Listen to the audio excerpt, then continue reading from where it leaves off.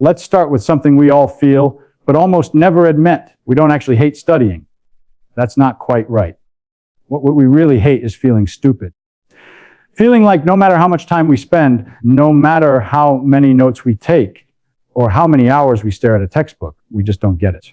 That sinking feeling of being left behind, of not understanding, of struggling while others seem to grasp it easily, that's what we call hating studying. But the truth is, the problem isn't studying itself. It's the discomfort that comes from confronting the unknown. It's the raw, uncomfortable awareness that we don't yet know something we want or need to understand. Think about it for a moment. Imagine you are faced with a new subject, a concept that feels completely foreign. Your mind tries to make sense of it, but there are no reference points, no familiar landmarks. Every time you attempt to connect ideas, your brain hits a wall. This is where the feeling of frustration begins, the sense of inadequacy, the thought that maybe you are just not smart enough. And yet, it's not about intelligence. It's about the structure of knowledge. When we encounter something entirely new, our brains cannot immediately link it to what we already know. It's like encountering a locked door and not having the key. The key exists, and it can be found, but until you find it, your mind feels stuck. Our discomfort is not random. It's an evolutionary feature built into the human nervous system. From the earliest humans, encountering the unknown was dangerous. Unfamiliar plants could be poisonous. Unfamiliar animals could be predators. Our ancestors who hesitated in the face of the unknown sometimes survived because they avoided risk. But humans who learned to push through that discomfort, to explore cautiously, to make sense of unfamiliar situations, develop tools, language, culture, and science. Feeling stupid is your brain signaling that you are outside your comfort zone, that you are in the realm of potential growth. It's not a warning to stop. It's a sign that something important is happening. The sensation of stupidity is also a signal of connection. Think of your mind as a vast library, with each concept as a book on the shelves. When you learn something new, you add a book.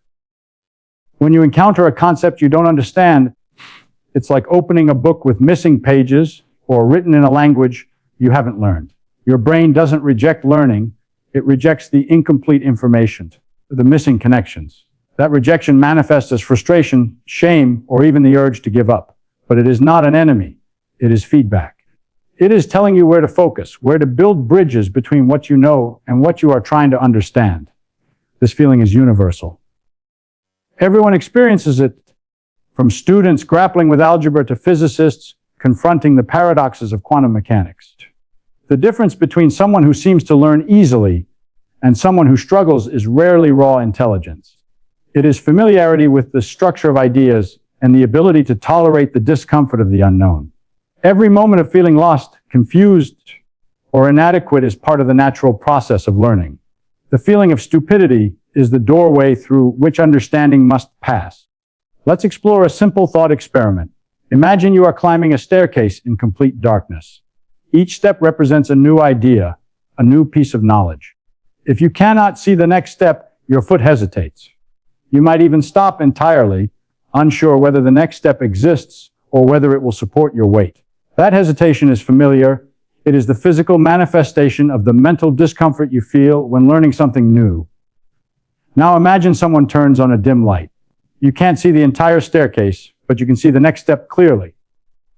Suddenly, climbing becomes manageable. You are still uncertain, but the fear of the unknown is diminished. That is how learning works. We do not hate studying, we hate the darkness of not knowing. The act of studying becomes enjoyable when we can illuminate even a tiny part of what is unknown. Consider another analogy. Imagine knowledge as a city. Streets represent connections between ideas. Some neighborhoods are well developed and easy to navigate, like basic arithmetic or common social knowledge. Other neighborhoods, such as advanced physics or abstract philosophy, are jungles of unpaved roads and tangled alleyways. When you attempt to learn something entirely new, you are venturing into a dense, unfamiliar part of the city. You stumble, you get lost, you feel confused. Every mistake you make, every wrong turn you take, is actually part of constructing the infrastructure. Each attempt builds streets, bridges, and connections. Feeling stupid is simply a map highlighting the areas you have not yet explored. That map is valuable. It shows you precisely where your mind needs to focus. Here's something even more fascinating. Imagine an alien observing humans from another planet. The alien sees us constantly grappling with new information, frustrated by ideas we do not immediately understand. From their perspective, we do not hate studying. We are reacting to the raw exposure of our own knowledge gaps. Our discomfort is evidence that we are engaging with reality, that we are encountering the boundaries of what we currently know. Feeling stupid is a signal that you are interacting with something genuinely complex, something that your mind has not yet fully mapped. That is not failure. That is exploration. Humans often misinterpret these signals. We confuse the difficulty of learning with a flaw in ourselves. We compare our inner experience with others and conclude we are inadequate. But intelligence is not a fixed number, and learning is not a race. The brain's response to the unknown is universal. Every scientist, every mathematician, every philosopher has faced the same gaps and same discomfort. The difference is not in ability, but in willingness to tolerate the feeling of stupidity long enough for connections to form. Every confusing equation, every incomprehensible sentence, every baffling experiment is an opportunity to illuminate a small part of the darkness. This perspective changes how we approach studying. Instead of avoiding discomfort, we can treat it as an essential companion to understanding. We do not hate studying. We hate the sensation of not yet understanding. That sensation is evidence that we are stretching our minds, that we are engaging with ideas beyond the familiar. Every step of confusion, every moment of uncertainty is a signal of potential growth. The process is slow, sometimes uncomfortable, but it is the only way to transform ignorance into knowledge. Here is where the story of learning becomes truly fascinating. The feeling of stupidity, the frustration we experience when a concept refuses to click, is not a flaw or a punishment. It is a natural response to the universe revealing itself to us in ways we do not yet comprehend. When we open a book, stare at an equation, or listen to a lecture, we are not simply absorbing information. We are engaging with the unknown. We are standing at the edge of our current understanding, peering into the vast expanse of what we do not yet know. That edge is uncomfortable because the unknown is infinite. The universe is infinitely complex, and our minds are finite. That tension, that friction between the finite and the infinite, is what produces the sensation we call feeling stupid. Every expert has walked this path, every scientist who solved a problem, every mathematician who cracked a theorem, every philosopher who formulated a new idea has stared at the unknown and felt inadequate. The discomfort is not a reflection of ability. It is a universal signal that learning is happening. When we begin to accept that feeling, we start to see a profound truth. Discomfort is the compass pointing us toward growth. The more we feel it, the further we are pushing the boundaries of our understanding. That is the paradox. The very thing we hate, the sensation that feels like failure, is actually the engine of intellectual progress. Consider a thought experiment. Imagine yourself as a tiny observer in a vast cosmos. Every piece of knowledge you gain is like lighting a small candle in the darkness. At first, the light barely illuminates the room. You can see only the floor at your feet and a few walls nearby. The rest of the room, the rest of the universe, remains shrouded. Each moment of confusion, each frustrating struggle, is like moving the candle a little further. The light reaches more corners. The unknown becomes slightly smaller, slightly less intimidating. Over a lifetime, your candles accumulate, and your room of understanding expands. That expansion is the process of living as a conscious being in a complex universe. This perspective transforms how we experience reality. Learning is not a measure of how quickly we can memorize facts, nor is it a race to keep up with others. Learning is a dialogue with the unknown. Feeling stupid is evidence of that dialogue. Every time we embrace the discomfort instead of resisting it, we participate in the natural process by which humans understand the world. Every stumble, every failed attempt, every moment of uncertainty is an experiment, a small step into the vastness of reality. In a way, this insight is profoundly liberating. The universe is not judging us, and neither is our mind failing us. The experience of not understanding is simply the result of engaging with something bigger than ourselves. It is proof that we are alive, that our consciousness can interact with reality, and that growth is possible. If we can hold that perspective, if we can reframe frustration as a signal rather than a failure, we start to see studying differently. We start to see confusion as a natural companion, a guide, and a reminder that knowledge is not a possession, but a journey. Ultimately, the universe is vast, complex, and endlessly fascinating. Our minds are limited, temporary, and yet capable of reaching toward understanding.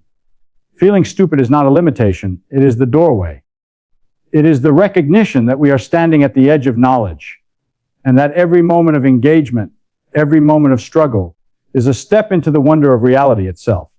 To study, to explore, to learn is not about conquering knowledge. It is about participating in the ongoing dance between the finite human mind and the infinite universe. That dance, that interaction, is what it means to be human.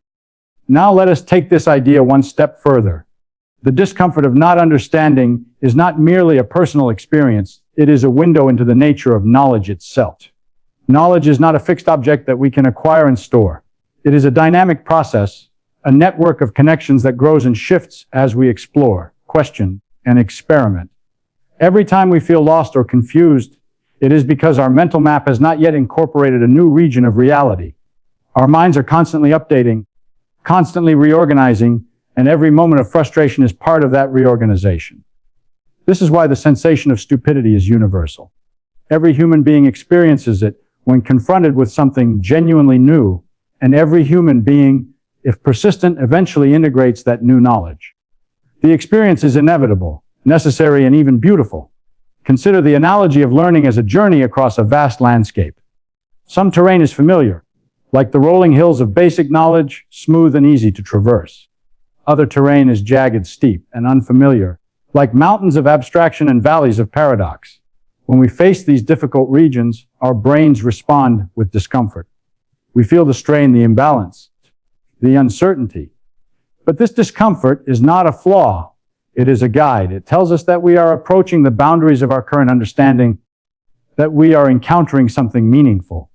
Every struggle to understand is an exploration of terrain we have never mapped before, and every success is a new path illuminated. Another thought experiment helps illustrate this. Imagine standing in front of a dark, infinite forest. You know there are treasures hidden among the trees, insights, understanding, connections, but you cannot see them yet. Each time you step forward and stumble over roots or get lost among the shadows, you are learning the layout of the forest. The frustration you feel is the forest telling you, you are moving, but there is more to explore. Over time, as you learn the patterns, as you recognize landmarks, the forest becomes navigable. The unknown does not disappear, but your relationship to it changes. You begin to see confusion not as failure, but as evidence that you are interacting with the complexity of reality. This perspective also explains why humans struggle with learning in social contexts. We often compare our confusion to others' apparent ease and conclude that we are deficient. Yet this comparison is misleading. Each person's mind is a unique network of connections shaped by prior experiences, prior failures, and prior insights. What appears easy for one person may have been hard for them at some earlier stage, and what seems difficult for us may become trivial with time and exploration. Feeling stupid is therefore a natural and unavoidable part of the process, and recognizing it as such liberates us from unnecessary shame. By understanding this, we can approach knowledge differently. Instead of avoiding confusion, we can embrace it. Instead of seeing gaps in understanding as threats, we can see them as invitations to explore. Every moment of struggle is a conversation between our minds and the structure of reality. It is the universe nudging us to engage more deeply, to build stronger mental bridges, and to participate actively in the creation of understanding. Learning is not a linear accumulation of facts, but a dance between the finite mind and the infinite unknown.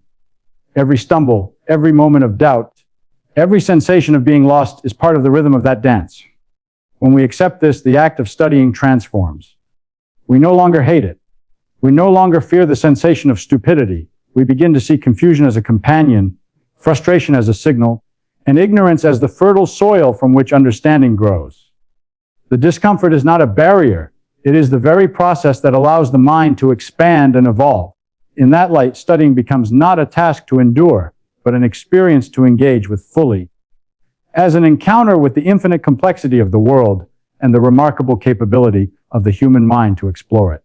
Now let us step back and look at the entire journey of learning from a broader perspective. Feeling stupid, struggling with ideas, and confronting the unknown are not just isolated experiences. They are essential components of being conscious, of interacting with the universe, and of expanding the mind. Every moment of confusion is a reflection of the infinite complexity that surrounds us, and every attempt to understand is an act of engagement with reality itself. The process of studying is not simply about memorizing facts, solving problems, or passing exams. It is about exploring the unknown, building connections between ideas, and participating in the ongoing dialogue between our finite minds and an infinite universe. In that sense, every moment of frustration is a sign that we are alive, thinking, and reaching beyond the boundaries of our current understanding. Consider the universe itself. It is vast, intricate, and astonishingly complex. No human mind can comprehend it fully, yet our minds are capable of remarkable insight, creativity, and understanding. Each new idea, each moment of learning, is like extending a bridge from our limited perspective into the vastness of what exists. That bridge is never perfect, and the terrain on the other side is always uncertain, sometimes chaotic, sometimes contradictory. That is why feeling stupid is inevitable. It is a natural and necessary response to the encounter with the unknown. It is the signal that we are at the frontier of knowledge. And frontiers are always uncomfortable. This understanding transforms how we approach the act of learning. Instead of fearing confusion, we can see it as a guide, a compass that points toward areas ripe for exploration. Instead of seeing our inability to grasp something immediately as a failure, we can see it as an opportunity for growth, a challenge to extend the mental map of our understanding. The sensation of stupidity is not an obstacle. It is the proof that our minds are active, flexible, and capable of connecting ideas in new ways. Every moment of struggle, every feeling of inadequacy, is a step in the process of expanding knowledge. We can also extend this insight to life itself.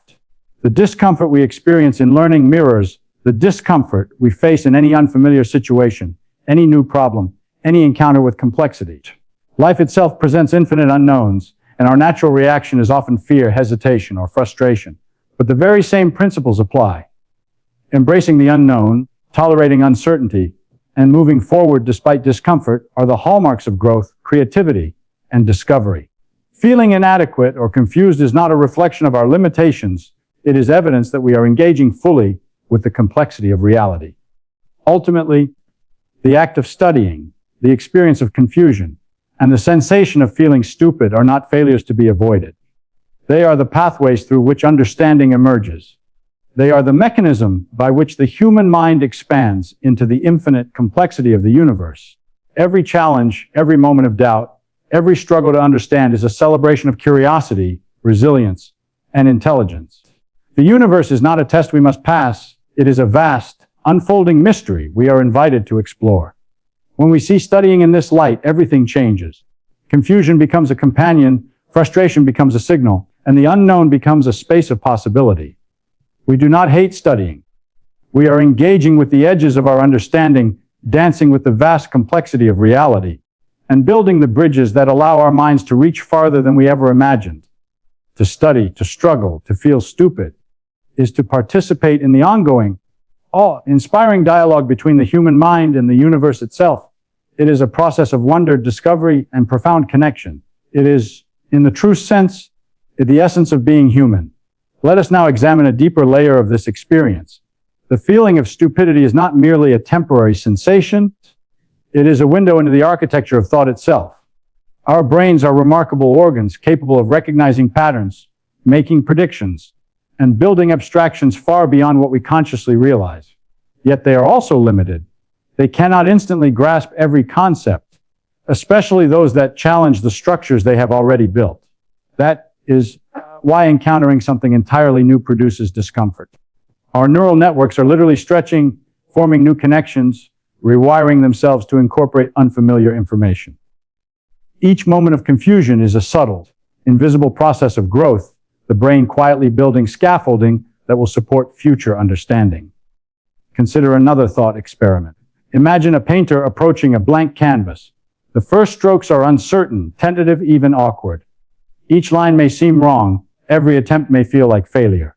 But with each stroke, the painter gains a sense of the space, of color, of proportion. The initial discomfort is not a flaw, it is the condition for progress. Learning works the same way. The first attempts to grasp a complex idea are imperfect and uncomfortable. Every error, every misstep is feedback, a guide that tells the mind what needs to be adjusted. Feeling stupid is the painter's first brush stroke on the canvas of understanding, a necessary beginning to something meaningful. This also explains why humans are naturally drawn to stories, analogies, and examples when learning. We instinctively try to connect the unknown to what we already know. When we encounter a concept we cannot link to anything familiar, the brain resists. When we can create an analogy, a mental bridge, suddenly the unknown becomes accessible. That is why the act of learning is deeply human. It is the process of weaving new information into the tapestry of our existing knowledge, step by step, connection by connection. Feeling stupid is a signal that we are attempting to weave threads that are not yet fully integrated, a sign that our tapestry is expanding into new patterns.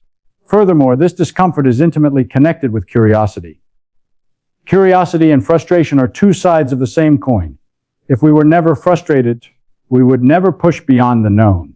If we never encountered the limits of our understanding, we would never invent, experiment, or explore. Every feeling of inadequacy is, paradoxically, the engine of discovery. It is the universe nudging us to ask better questions, to refine our thinking, to venture further into the landscape of knowledge. Learning is not passive absorption, it is active engagement, and engagement inherently involves moments of doubt and discomfort. In recognizing this, we begin to reframe our relationship with intelligence.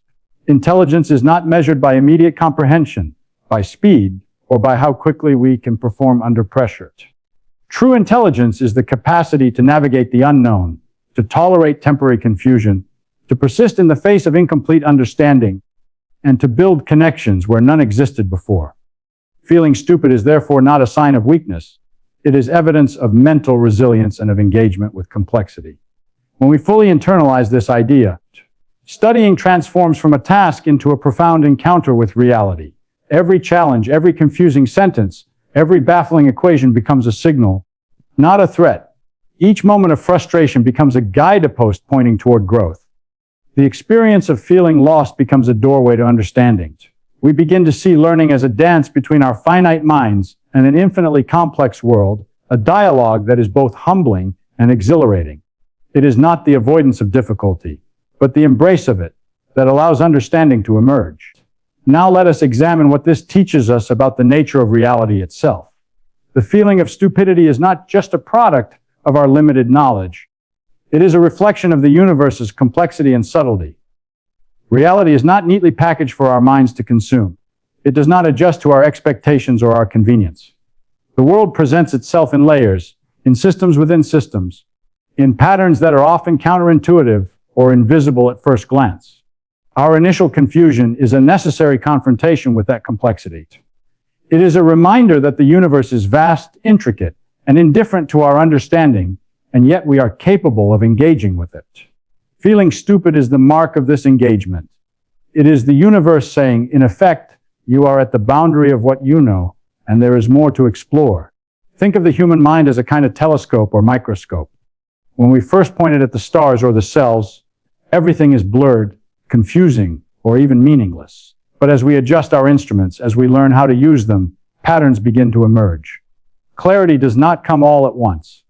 It comes gradually, through repeated exploration, careful observation, and persistent inquiry. Feeling lost, feeling inadequate. Feeling confused is simply the process of focusing the lens of understanding. It is the necessary phase before the light of comprehension can emerge. This perspective also sheds light on why humans are capable of creativity, innovation, and discovery. Every new idea begins as a point of confusion, an anomaly that does not fit existing understanding. The first encounter with the unknown is always uncomfortable, but the discomfort motivates exploration. It drives experimentation, questioning, and reflection.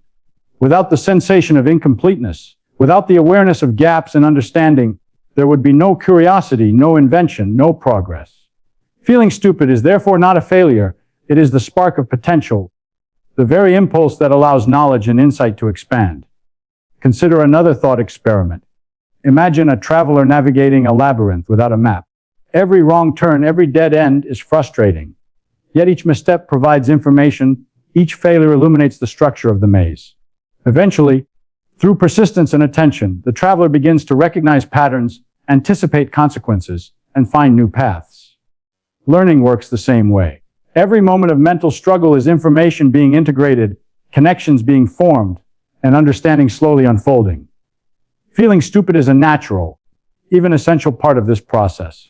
This understanding transforms how we relate to ourselves and others.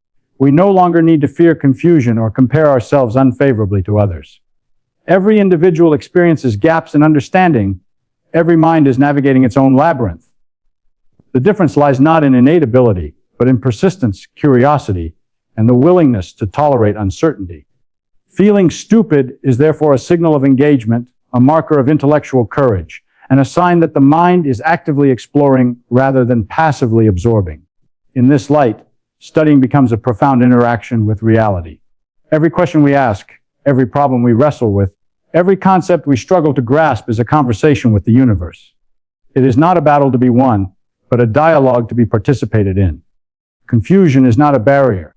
It is the medium through which understanding is transmitted. Frustration is not failure. It is evidence of the mind at work. Feeling stupid is not shameful. It is proof that we are alive, thinking, and stretching toward knowledge. The discomfort that once felt like an enemy becomes a guide, illuminating the path through the complex, beautiful, and infinitely rich landscape of reality.